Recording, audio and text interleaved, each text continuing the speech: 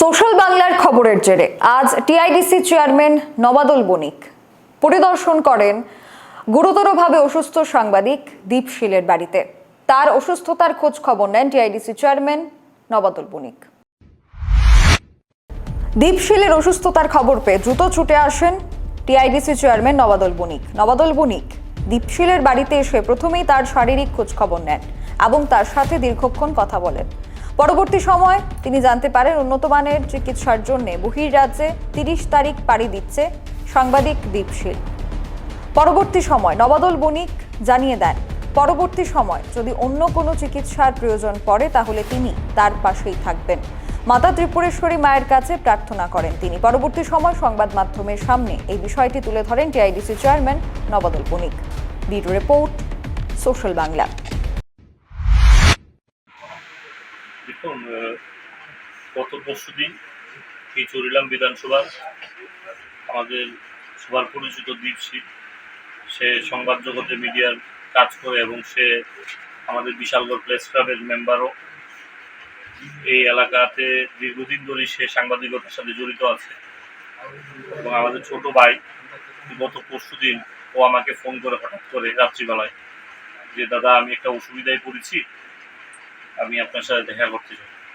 তখন জানতে পারলাম যে তার কিছুদিন আগে সে প্রায় ১৬-১৭ দিন আগরতলা জিবি হসপিটাল থেকে শুরু করে হাঁপানিয়াতে ওর পেট ব্যথায় পেটের কিছু রোগের সমস্যা নিয়ে ও ভর্তি হয়েছিল এবং সেখান থেকে সে উন্নত চিকিৎসা করার জন্য সে হায়দ্রাবাদে যাবে আগামী ৩০ তারিখে।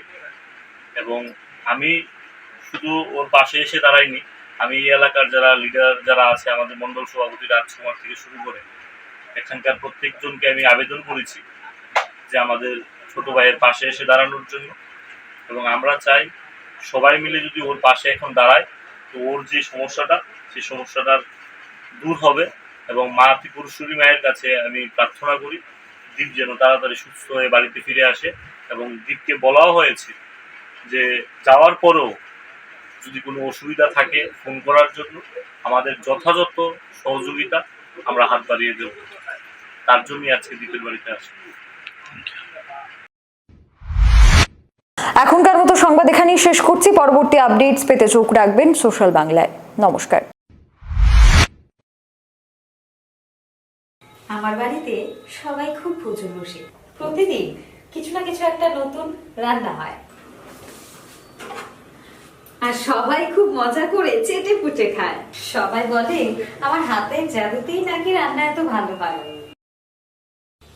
আর আমি বলি সবটাই হলো পিআর গোল্ড কচ্চিখানি সরিষার তেলের জাদু।